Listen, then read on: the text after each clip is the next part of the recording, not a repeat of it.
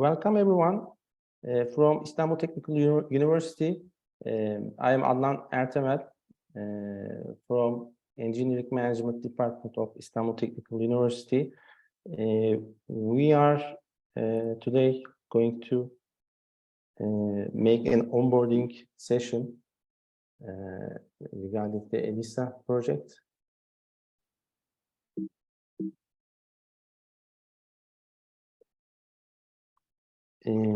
By the way, thank you very much, Antoine, for participating in the session. Meanwhile, Japanoğlu is here, VP5 leader, and ITU EELISA project leader, Professor Emrah Acar, and InnoCore leader, Professor Bersan Bolat, is also here. Thank you very much, everyone, for participating.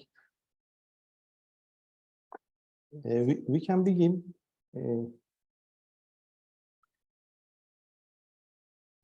EELISA is actually a pilot initiated by European Commission. This story dates back to 2017 in Gothenburg Summit. And it is a strategic initiative as a European Union's response to US universities in an effort to be more competitive in higher education.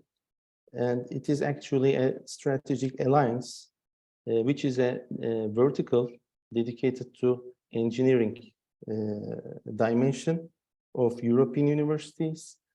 And its aim is to transform European higher education while strengthening the links between engineering and society. Actually, the project is very much related to triggering entrepreneurial and innovative parts of higher education, with links to United Nations Sustainable Development Goals. And it is also very innovative in that it aims to be challenge-based, open science, project-based and research-based education, and research is encouraged. The vision is to have a higher education system that enables student citizenship, participation, and employability by evolving interdisciplinary engineering learning, fostering knowledge and technology transfer, stimulating inclusiveness and diversity. Actually, EELISA project is made up of 9 universities across Europe. Istanbul Technical University is the only university from Turkey. There is one university, Universidad Politécnica de Madrid from Spain, 2 universities from France, FAO from Germany, 2 universities from Italy, 1 from Hungary, and 1 from Romania.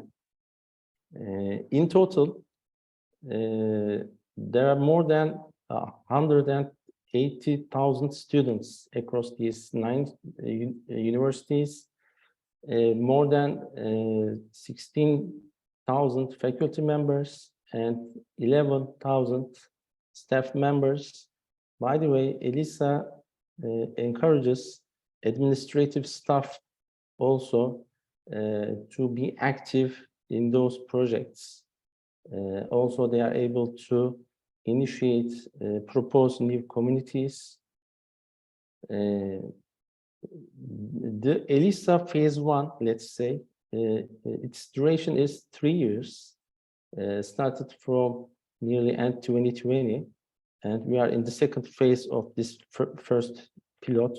And if European Commission accepts the second phase, it will be lasted till 2030. I would like to show you a short video that explains the ELISA vision.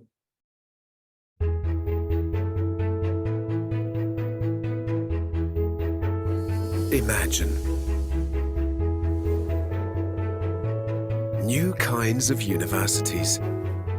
Universities where you can learn, teach, research and cooperate like never before. Imagine a pioneering vision. A vision shared by groups of universities from all over Europe. Driving innovative ways of learning and inspiring cutting-edge research. This is happening right here, right now. Over 100 higher education institutions from all over Europe are coming together to form European universities. A unique opportunity for you to design your own curriculum across disciplines, borders, cultures and languages, and build the specific skills you will need for your future. Imagine students, teachers, researchers, companies and cities working together to tackle society's greatest challenges, transforming higher education in Europe. These are the universities of the future. These are European universities. Now, just imagine being a part of it. Funded by Erasmus+. When we delve deeper into the main mission of the ELISA project, by the way, this acronym is selected because it is also a tribute to one of the first women engineers in European engineers, Elisa Leonida Zanfrescu, who has died in 1973. Also, this name is specifically selected in tribute to her. As you know, this is a vertical dedicated to European engineering standard, let's say. So the mission is to reinvent the European engineer, at the same time democratize engineering education, evolving an interdisciplinary engineering learning. I will shortly explain the working packages of this project.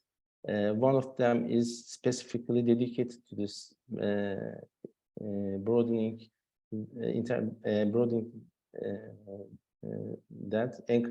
encouraging knowledge, skills and technology transfer, fostering inclusiveness and diversity, and making a real impact on society by following the SDG 2030 agenda. The vision is a future where societies master global challenges with smart and sustainable solutions. These are the keywords: smart and sustainable solutions by European engineering standards. A future where academic excellence and innovation are linked to social responsibility and commitments. By the way, this vision is very much related with the third mission that is given to universities. As many of you have heard, the first mission is for the universities. The first mission is to educate. The second is research. And the third mission is to commercialization of research. In many universities in the world, this is the third mission, and ELISA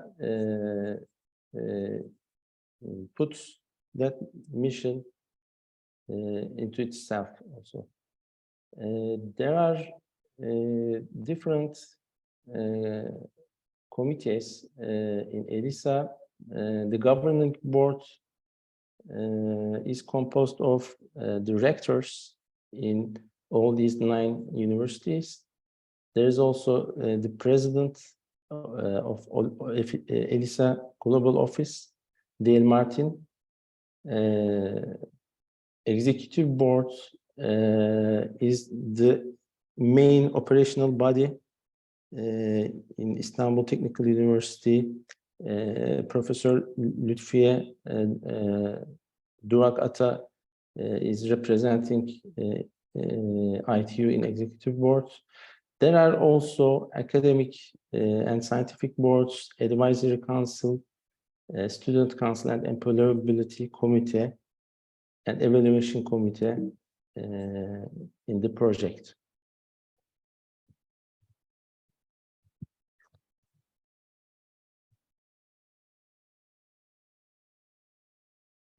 As we all know, at the start of the project, there was coincidence with the pandemic. Actually, this year, the mobility start to come into action. Actually, as the project leaders will explain, the vast majority of the fund of this project is about increased mobility. At the end of the day, ELISA envisions a unified virtual university. This can only happen in increased mobility. The aim is to have at least 50 of the students mobilized throughout the project, which is a bold mission.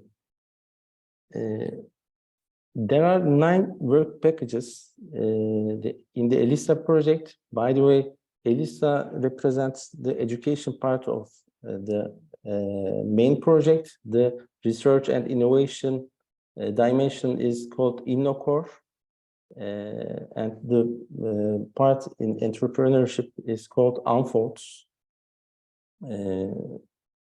Regarding the ELISA parts, there are 9 working packages, and each university takes responsibility in one of these verticals in the global dimension. ITU, for example, is responsible in work package 5. Professor Esra Çapanoğlu is the leader in that work package, but it is kind of a matrix-like structure. For each work package, for each university, there are also work groups. When we delve deeper into the work packages, the first work package represents actually the general coordination and management issues. ELISA project leader, Professor Emre Hacar, he is also the leader in this work package. The second work package, which Antoine will explain shortly, is about defining the European engineer.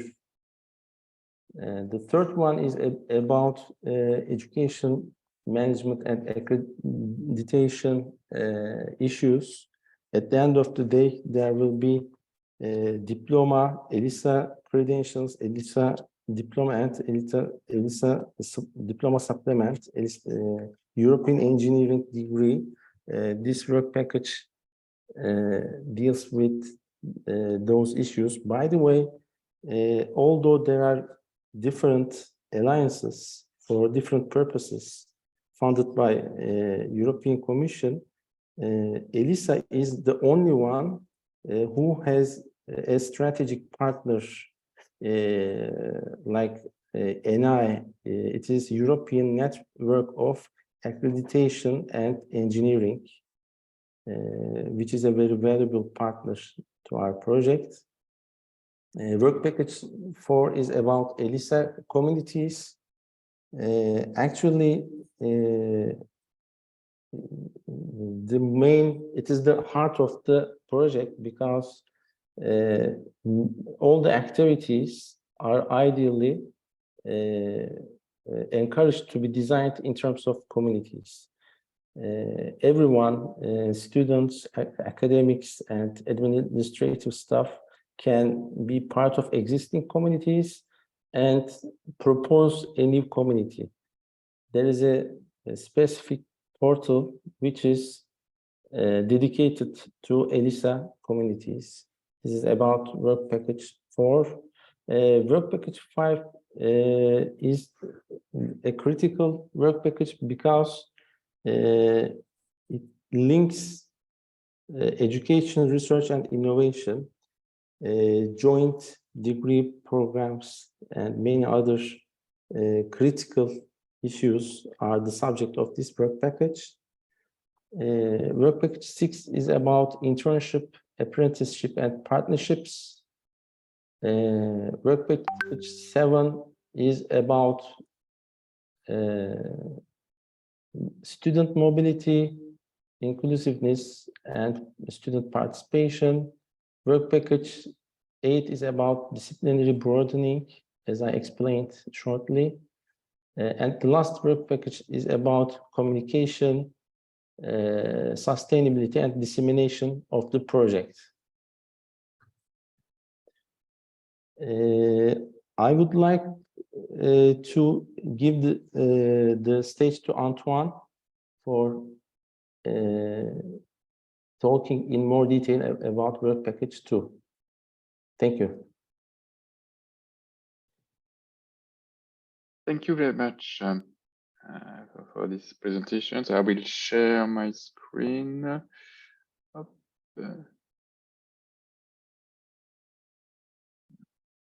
Okay, so I am Antoine Mercier. So from PSL, I'm not directly involved in work package 2.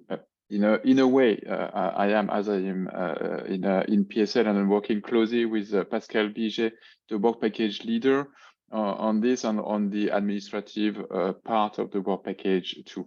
I will not describe all the activities we do in this work package, but I will focus on the catalog of courses, which is the main deliverable we consider within PSL that we support other activities within ELISA. So the course catalog currently, what is the idea behind? Is really having all the 9 partners trying to create a course catalog for students and also for academic staff. So to start with, it's not the idea to merge all the course or all the syllabi from the 9 universities, but make a selection really to develop ELISA activities. So for instance, the first criteria to start with was to select courses that are in English, except for the core language courses, of course. But that was a first limit of the catalog. All the courses in this catalog are, for now, in English. And it's the courses also that could appear in the catalog should be open. Of course, if a teacher doesn't want to open the course to other students, there is no need to be participant of in this catalog. Another particular aspect, even if we are dealing with engineering curricula, the catalog is open to bachelor, master, or PhD courses. It's really important, and we consider that in work package 2, that we need also to expand to other part of the universities, and sometimes it will also ease the interaction between different curricula thanks to the sharing of courses at bachelor, master, or PhD level.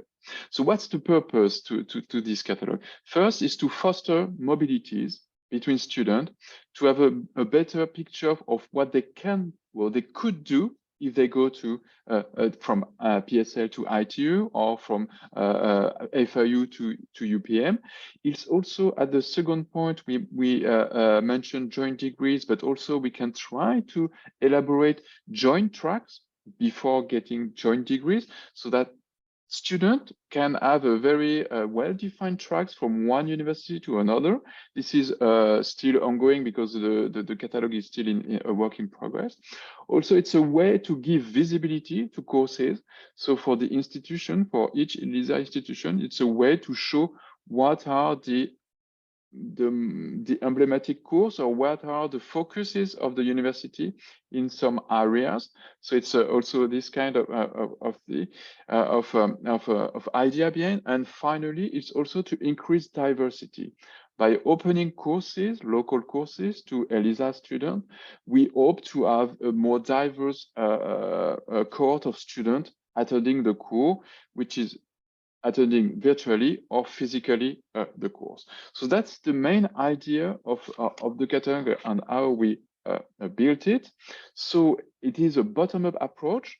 So now we have a different categories or areas of the catalog, thanks to this building. So it's very diverse. So we are very happy to see that, okay, there is lots of digital, artificial intelligence, lots of energy related, engineering related topic, but we have more also, we have culture, creativity, and inclusive society area. So it really goes beyond the science and technology or the art science on this. The catalog itself would be an online tool. At PSL, we are currently working hard with our IT provider to make it live. And as for any IT tool, it's always longer than expected. But the basic principle will be for those more than 500 proposal of courses is to select per university, so that the students can say, okay, I prefer going to UPB, and I will see what is the catalog for UPB. But you can do by topic. If one student is more interested in energy, then he or she will see where is the offer and where is the most interesting offer from his or her point of view. Of course, time. First semester, second semester is important when you do mobility. How it is delivered, if it's purely online or hybrid mode or purely on-site, it is also written in the catalog. So thanks to the filter, we hope that from a student perspective, he or she will be able to create a new learning courses, a set of courses that will be approved by the home university. So so the 500 proposals are among those topics for now. Of course, it will be a live catalog, so that we can increase some area, improve maybe the information we provide, but at least we will have this very, very soon. So what for? I already a bit mentioned. The first idea was to reinforce classical mobility, Erasmus mobility, especially after COVID period. We know that students are really interested in moving to another country, and for a long period, not necessarily for a very short period. So that's why all the ELISA institutions organized a mobility fair in October, and also thanks to another work package dedicated on mobility, try to synchronize the processes so that it's much more easier for students to apply for a mobility within ELISA. So this is done. So we have organized this first mobility fair, and we will do it next time in spring, so that we can show the possibility for the classical mobility. But the other part, which is currently under discussion in the work package too, so it's not fixed, but the more long-term idea would be also to swap courses within a curricula, which could be quite interesting, but challenging in terms of implementation. But for instance, for a student from Chimie Paris within PSL, so the engineering school in chemistry, rather than doing a course on materials, sciences on-site in the school, this student could have the opportunity to follow a course similar courses, a bit different, but compatible with the calendar in FIU or at ITU, really to have another look of this particular topic in material sciences, for instance. So the idea is to bring more opportunity to students when we do have degrees with different tracks or major or and minor training. We can bring more opportunity to students, and it doesn't mean that these students should move to the other university, but just agree on adapting its curricula. This is under discussion because when we talk about swapping course, there are lots of things at stake on the quality and compatibility of timetable, but this will be the next step. So first, classical mobility, easier to implement, and then more flexible parts within curricula.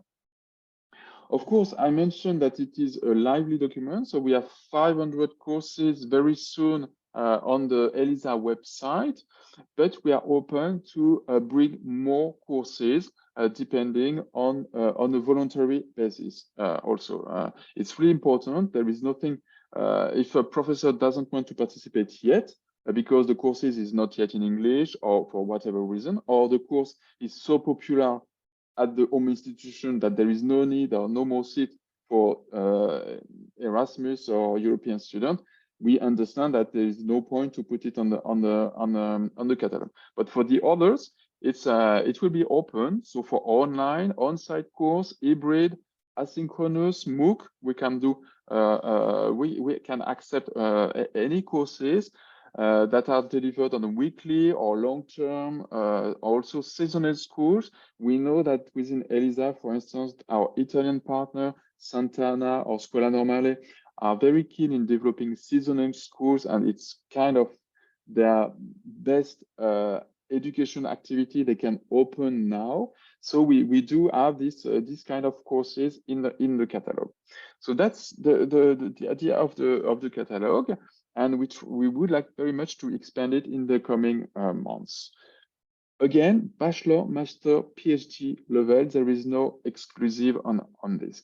So if you would like to participate and to contribute and to open up your course, it's really important to go through the work package 2 representative, so via your institution at ITU, for instance, of course, on a voluntary basis, and at any point also, ELISA has a dean of study who is almost professor. Sophie Griveau. She's still assistant professor, but very soon she will become professor, and she is also available to answer any question about all the pedagogical part of ELISA.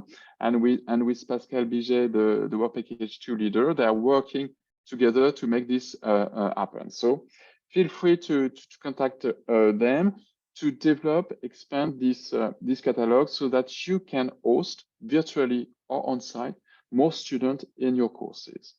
So that's it for the catalog.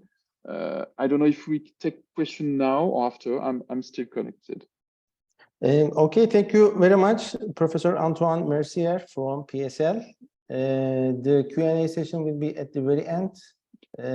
By the way, next Monday at 10 a.m., we will make an info day session. Those in ITU or in Turkey, we are inviting them to that session. We have already made announcements as email. We would like to continue with Professor Emrah Acar, the ELISA project leader. Okay, so this is a very dynamic and very ongoing process. Actually, we are building a European university model in collaboration with our partners, which means we have some cycles. We are designing some pilots, getting feedback from different institutions or different case examples. So in a way, at the end of the day, we will end up with a European university model. So this is at the same time a kind of experimental process.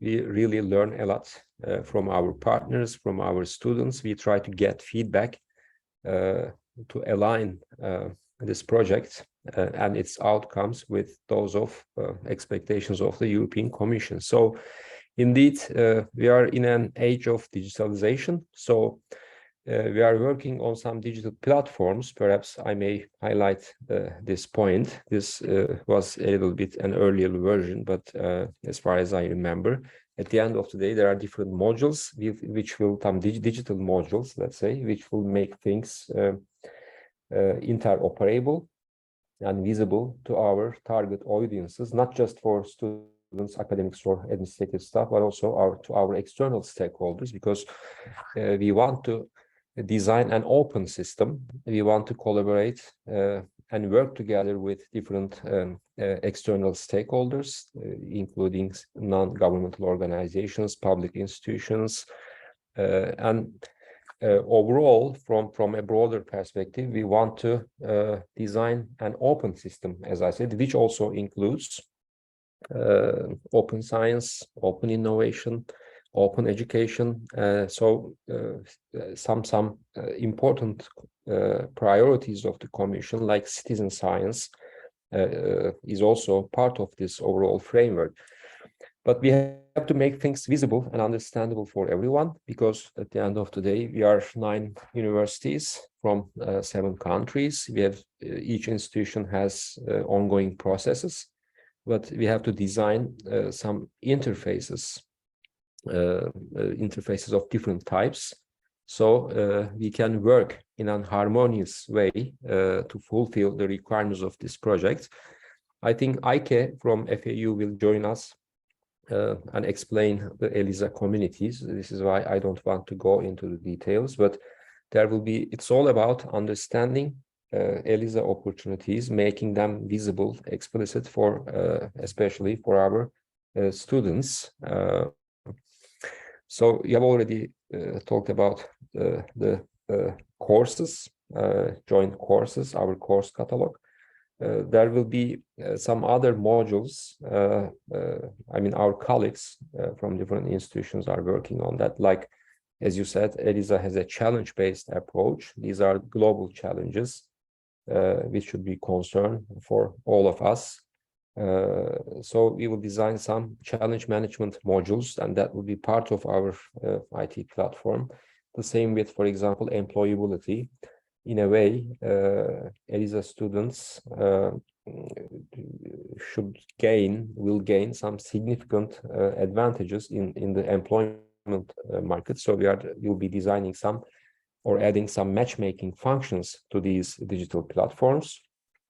Perhaps Bersam Hoca can add a few things, but at the same time, we have a strong emphasis on research-based dimension of ELISA European University, and also its connection with education. This is indeed a specific work package in this project, a link between education, research, and innovation, because we all know that when they are disconnected, it is relatively more difficult to, let's say, achieve this project's goals and achieve our ambitions, let's say. So if later, if there are questions, we can answer. Perhaps Bersam Hoca may add a few words, but so let's continue. Okay, thank you very much. We can continue with Professor Bersam Bolat, then Esra Çapanoğlu will follow while we are waiting. Eike. Thank you very much. Okay, thank you very much. Can you hear me? Yes, you can. So I can add some words about the inner core site. Maybe I should share my screen also, but so sorry. Yes, I can share. And the inner core is, as Emrah said, is a research and innovation dimension of ELISA project, ELISA alliances. And yes, it funded from Horizon 2020, Science with under Science with and for Society program. And once we have defined some societal challenges under the communities, the clusters and the researchers from these partners and stakeholders, their stakeholders will going to solve with, for example, with some projects, Horizon projects, under the Horizon projects. And yes, there's some, of course, some work packages under the core, like EELISA project. 7 work packages have been defined. And the 2 of them, open science and the gender equality subjects, are the horizontal. They cut the work packages horizontally, and of course, the main target is the important one of the important main target is creating the joint infrastructure. Research infrastructure, research labs, and of course, applying the joint projects. Of course, innovation ecosystems, joint innovation ecosystems are the main objectives of the core. So, so this is a kind of wing of ELISA alliances. Thank you very much for your kind attention. Thank you, Veysel Hocam. Thank you, Hocam, for your valuable participation and sharing. Professor Çapanoğlu, Esra Çapanoğlu can continue with work package 5 leader. Okay. The stage is yours, Esra Hocam. Thank you very much, Adnan Hocam. So I'm the person who is responsible of work package 5. It's the link between education, research, and innovation. And as you can directly understand from the name itself, our target, our aim is to transfer research and innovation into teaching and education. So this is the main aim of this work package, I should say. So for this purpose, we try to develop an integrated strategy in order to provide this link between research and innovation to education. Of course, also we have several different aims, targets, I should say. So within this context, one of our aims is also to build up some joint research projects or joint PhD programs.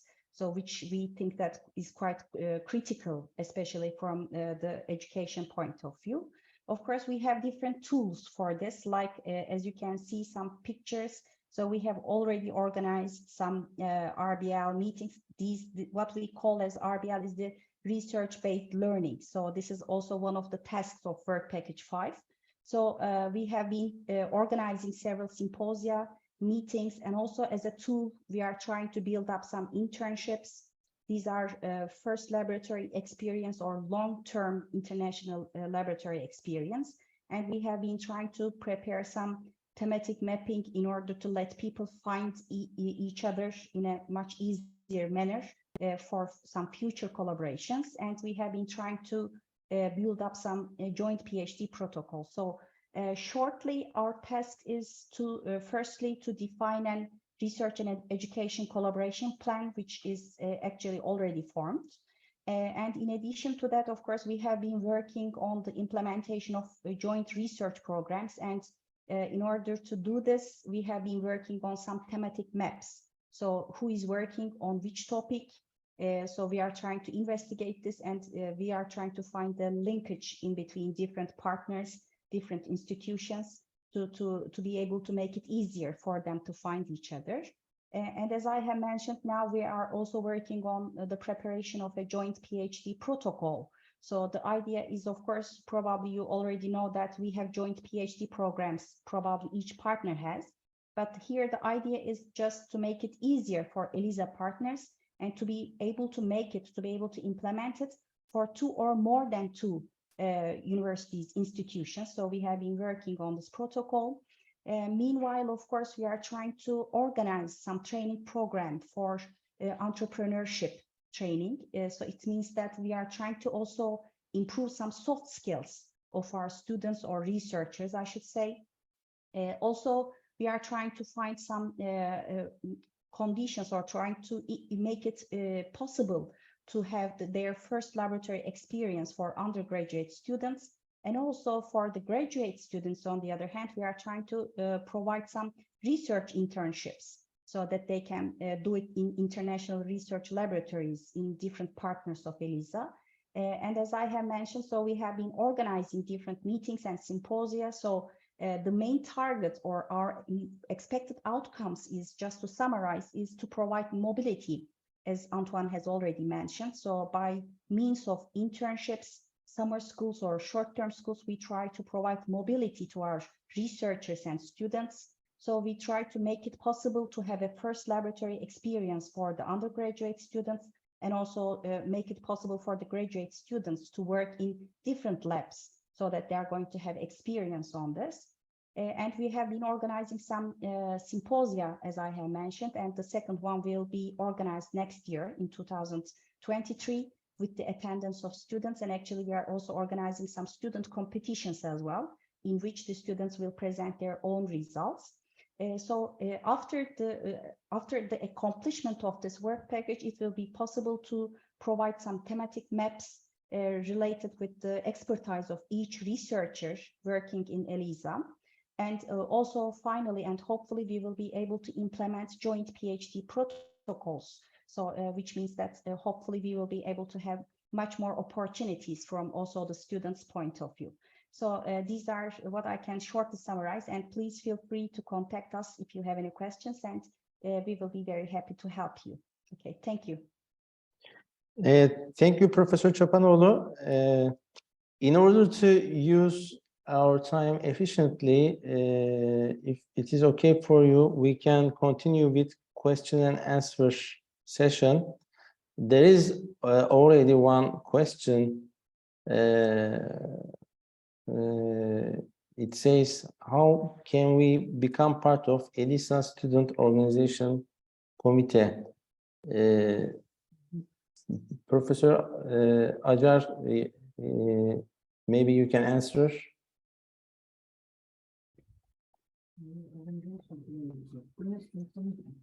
It's basically, Adnan Hocam, each institution selects its student council members. Ideally, it should be a bottom-up process. Perhaps Antoine can explain how it works in PSL, or Diana, for example, in UPB.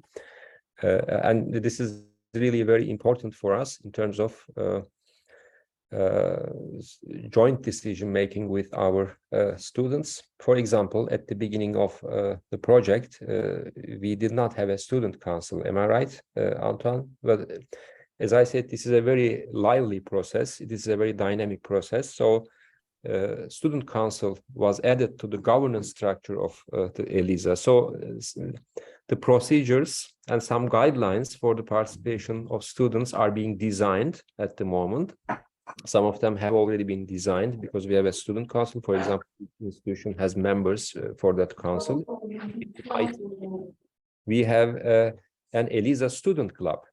That's also very important for us in terms of engaging with our students. So you can directly get in touch with our students from that club and get more information about the ELISA processes. But perhaps my colleagues from other institutions can explain how it works, for example, in PSL. Or next week, for example, we have a governing board meeting in Paris, and the student council members will also meet, and they will actively contribute to the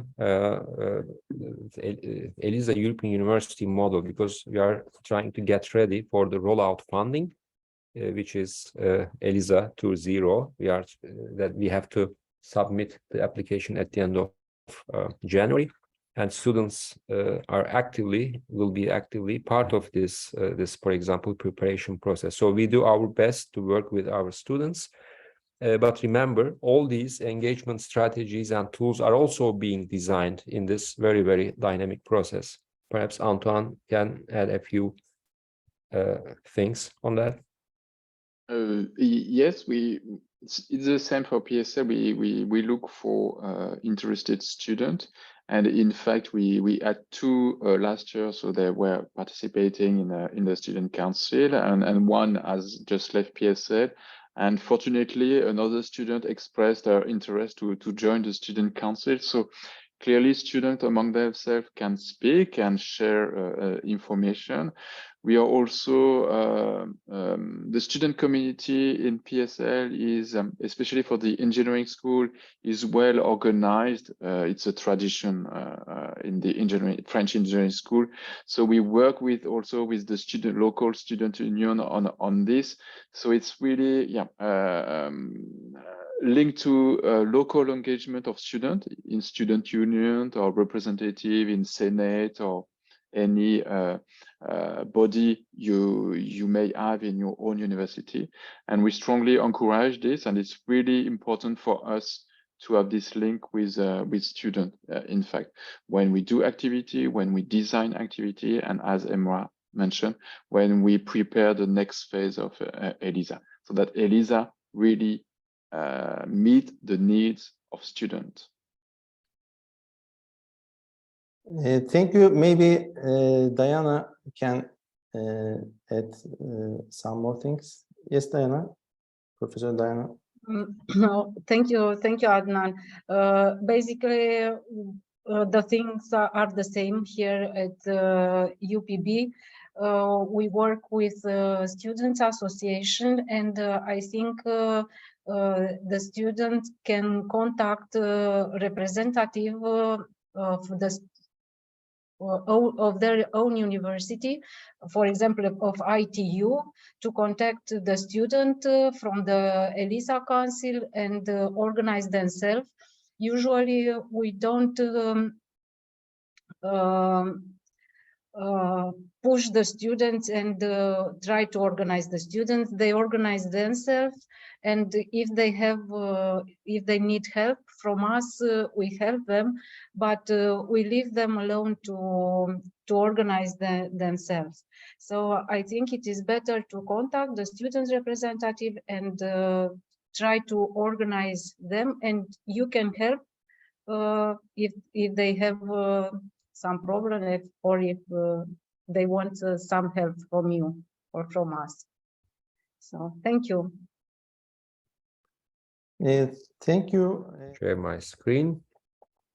Okay, so this is indeed one of the important value proposals of ELISA European University. We have designed some collaborative spaces where different stakeholders from industry, from academia, and from other partners or stakeholders can work together and address global challenges.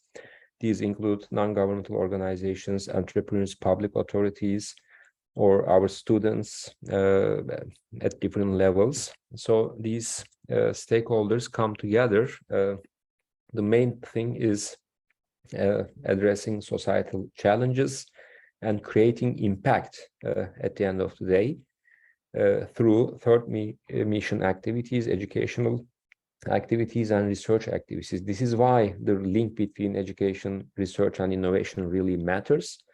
We have an engineering and innovation focus. Real world, real life problem solving is an important part of this context. We have technology focus, and these entities, structures are mission driven, and they are aligned with the Sustainable Development Goals of the United Nations. As I said, multi-stakeholder engagement is critical so that they can fulfill their mission. So there are some significant advantages from being part of these, let's say, collaboration spaces. Perhaps I can directly show a few examples. We can share or you can directly access this from the ELISA main web page, but this is how some ideas become more concrete. There are many communities. There are student-led communities as well. These are not just led by academics or administrative staff. When you click on, for example, one of them, this is a space for dialogue where people can exchange ideas, address some challenges to make impact on let's say, society. And there are different activity types. They can propose many different types of activities. They can design challenges. This is the relationship to challenge-based approach of ELISA. Different types of academic activities, contests, course, seminars, internship, and so on. As you see, at the end of the day, this is a very core module of ELISA European University. And members, you can, engage with these communities. You can become members of these communities and submit your proposals, which may include, many alternatives. In terms of teaching, there will be many externals who will be actively working as sponsors or in other forms, who will be actively working with these communities. There are many different types of teaching activities. And just a second, I'm looking for a few. As you see, they are related to different sustainable development goals. And so, as you see, there are lots of communities which might be really interesting for you. So I think you should take a look at these communities to see if they are really relevant to your areas of research or interests. So it's a very fruitful area to explore, let's say. But the main thing is addressing societal challenges and making impact on societies, some let's say real life problems which really affect our quality of living, quality of work. In shortly, I can say that. So it's a matter of exploration. Please, I strongly encourage our students to check those communities and understand their activities, work with them, become members. I think that's all I can say for now. Thank you very much, Professor Acar. By the way, we have just shared some important links from the chat box regarding the project. By the way, next week is ELISA week, and there will be many activities undertaken concurrently across ELISA universities. Please don't forget to check the website for the upcoming activities. At the end of the day, as other project leaders mentioned, ELISA project is a kind of pilot project, but one thing is certain: the European Commission and main stakeholders, let's say, aim to make it much more long-lasting, and somehow it will continue to evolve by growing. Also, there are other universities, probably they will be joining to ELISA. There are talks with a university from Switzerland. Maybe there will be one from Ukraine, one from a Nordic country, etc.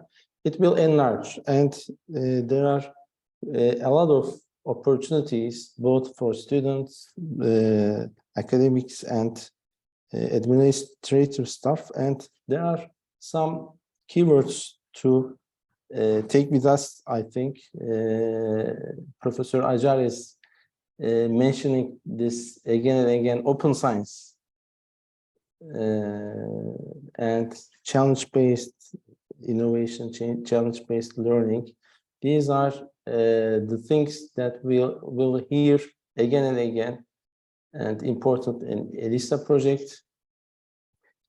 Do you have any more comments, the participants and also the audience?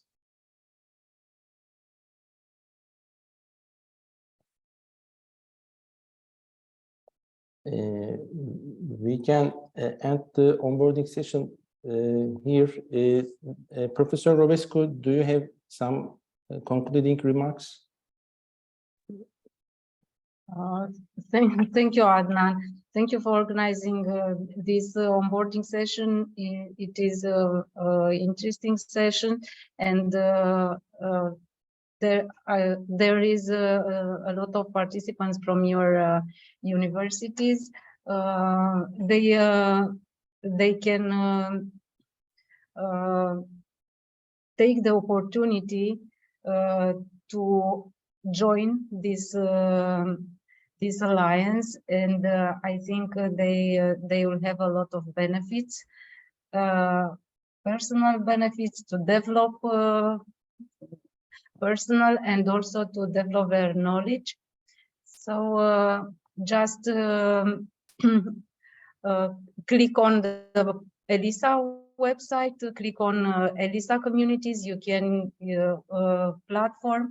You can use your own credentials from your universities. You don't need to make another account, and you can discover a lot of things. So probably on your info day on Monday, you'll give them more details about ELISA offers for the students. So thank you very much, and it's a pleasure to meeting you again.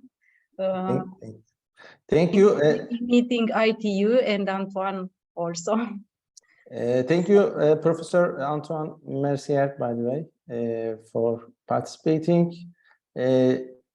Just to mention, the info day on Monday will be specifically about mobility and communities. Therefore, please, if you can, please come to Monday info day meeting, those from ITU.